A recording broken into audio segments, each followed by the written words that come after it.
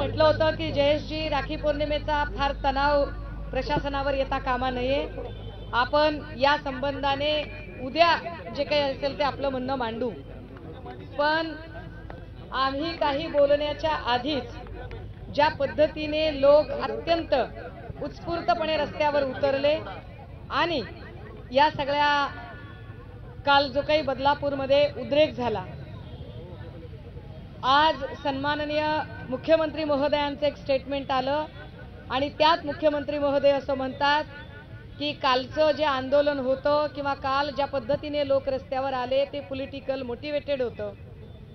राज्याच्या मुख्यमंत्र्यांकडून खरं तर ते राज्याचे पालक म्हणून त्यांनी काम करायला हवं, परंतु मुख्यमंत्री पदावर असणाऱ्या व्यक्तीकडून इतकं असंवेदनशील वक्तव्य येणं हे प्रचंड दुर्दैवी आहे.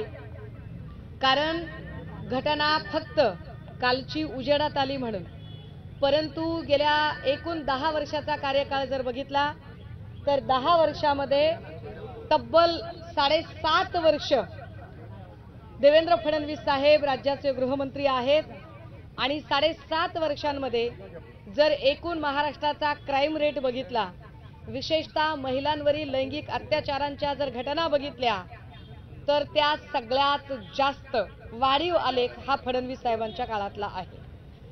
हे फार गांभीर्यानं नमूद केलं पाहिजे की साधारणतः 15 दिवसाखाली लातूर जिल्ह्यातल्या उदगीरमध्ये एका 9 वर्षाच्या चिमुरडीवर अत्याचार झाला. 1 महिन्यापूर्वी माजलगावमध्ये इयत्ता 7वीला शाळेत जाणाऱ्या मुलीला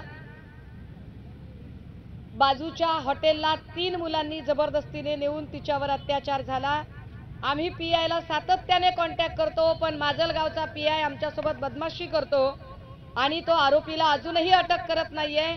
उलट पीआयनेच त्या आरोपीला कुठे फरार केले का अशी आमची धारणा आहे. लातूरमध्ये हॉस्टेलच्या रेक्टरच्या मुलानेच त्या मुलीवर, हॉस्टेलमध्ये असणाऱ्या मुलीवर बलात्कार करून खून केला, तरीही पोलीस स्टेशन अजिबात तक्रार नोंदवून घेत नव्हतं. या मुलीचं दुसऱ्यांदा पोस्टमार्टम सोलापूरमध्ये झालं आणि त्यानंतर मुंडे नावाच्या पीआयवर प्रचंड म्हणजे आम्हाला मोर्चा वगैरे काढावा लागला आणि त्यानंतर या ठिकाणी गुन्हा दाखल झाला. त्याच लातूरमध्ये इयत्ता 5वीचा मुलगा हॉस्टेलमध्येच शिक्षकाने फासावर लटकवला, ज्याच्यात अजूनही त्या शाळेवर कारवाई झालेली नाही.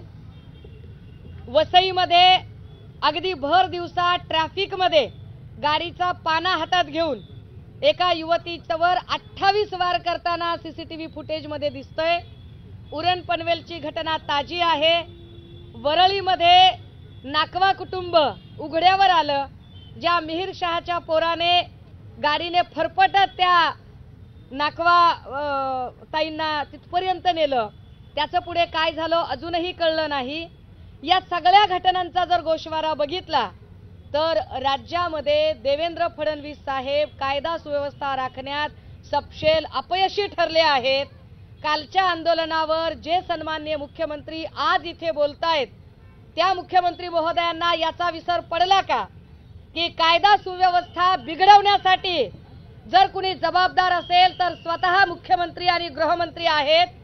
कारण नाशिकमध्ये रामगिरी जे दंगल सदृश्य परिस्थिती निर्माण होईल असं वक्तव्य करतात, त्याच रामगिरींना जाऊन भेटायला वेळ मुख्यमंत्री महोदयांना आहे, पण पीडित मुलींच्या घरी जायला त्यांना वेळ नाही. रामगिरींना जाऊन भेटून मी तुमच्या पाठीशी असं ठामपणे सांगणारे मुख्यमंत्री महोदय कोणत्या तोंडाने सांगतात की त्यांना कायद्याची चाड आहे?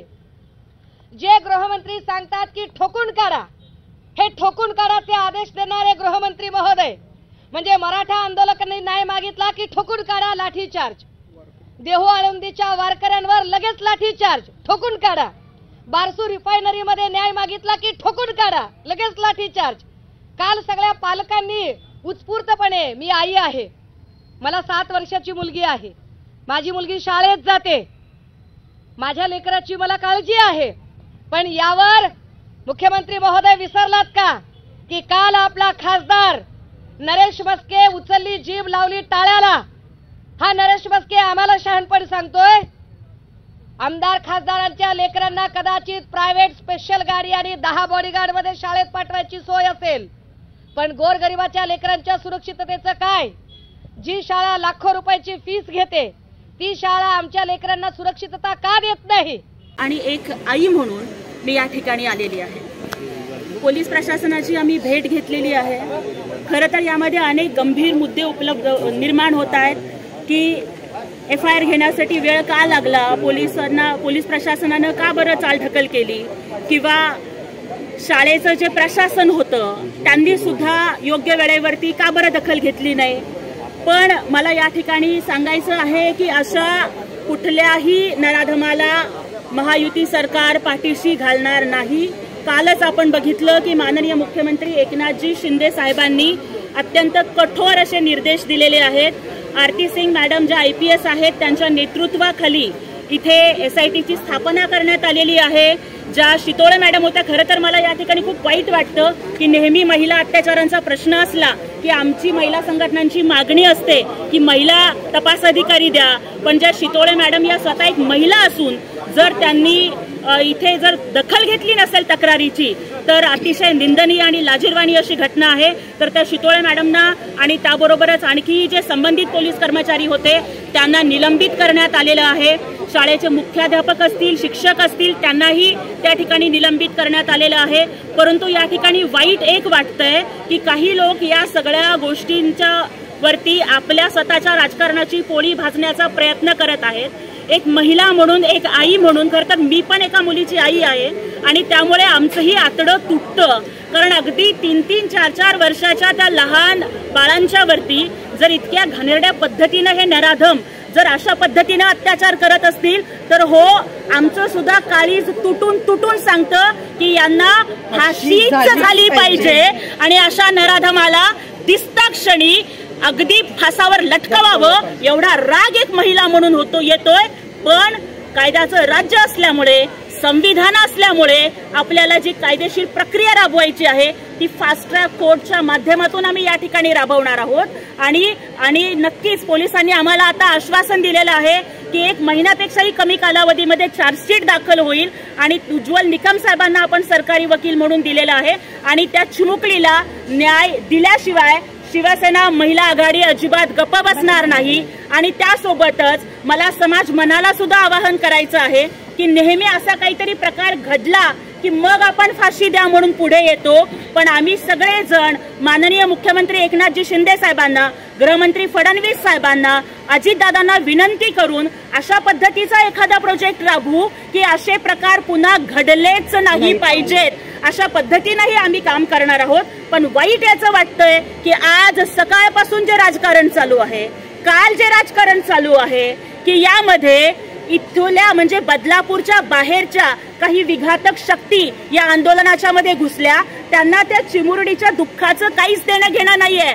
मला इथे सांगायचंय की आमच्या या पूजा टंकसाळ असतील, या ताई असतील, या सगळ्या जणी त्या मुलीला न्याय मिळवून देण्यासाठी आपला पक्षभिक्षा सगळं बाजूला ठेवून एक महिला म्हणून आणि एक सामाजिक कार्यकर्ती म्हणून पुढे होत्या। पण नंतर जेव्हा याला ग्लॅमर मिळतं असं दिसलं ना, तेव्हा काही लोक आलेत। ज्या सुषमाताई आज इथे आंदोलन करतायत ना, मला त्यांना प्रश्न विचारायचा आहे की ताई, जर वामन म्हात्रे साहेबांनी काही चुकीचं बोललं असेल ना तर आम्ही त्यांना पाठीशी नाही घालणार, पोलीस तपास करतील, त्यांच्यावर कारवाई होईल। अरे पण जिला मानसकन्या मानत होते त्या सपना पाटकरला अश्लील भाषेत शिवीगाळ करणाऱ्या संजय राऊताच्या विरोधात सुषमा अंधारेंनी आंदोलनाला बसावं, मी स्वतः त्यांच्या सोबत बसून आंदोलन करेन। किंवा त्यांनी मला सांगावं की अंबादास दानवे जे विधान परिषदेमध्ये महिला सभापती असताना आई बहिणीच्या वरून शिव्या देतात, तेव्हा यांचं तोंड शिवलेलं असतं। ज्या वेळेला पश्चिम बंगालमध्ये आरजीकर मेडिकल कॉलेजमध्ये हा प्रकार घडला त्यावेळेला सुप्रिया सुळे म्हणतात की देश में ऐसी बहुत सारी घटनाएं होती है। या सुषमा अंधारेंचा तो कोणी मावस भाऊ आहे म्हणे, तुम्ही त्यांना प्रश्न विचारा। त्याच्यावरती कुंटणखाना चालवण्याचे आरोप आहेत, त्याच्यावरती पॉस्कोचे आरोप आहेत। 10-10 वर्षाच्या दलितांच्या मुलींना त्या रत्नाकर शिंदे नामक उबाटाच्या जिल्हा प्रमुखानं हे त्यांनी अवैध व्यवसायामध्ये देहविक्रीमध्ये ढकललेलं आहे। त्याला जिल्हा प्रमुख पदाचं बक्षीस का दिलं हे जरा माध्यमांनी त्यांना विचारावं आणि नंतर त्यांनी आंदोलन करावं, क्योंकि जिनके घर शीशे के होते हैं ना वो दूसरों पे पत्थर नहीं फेंका करते।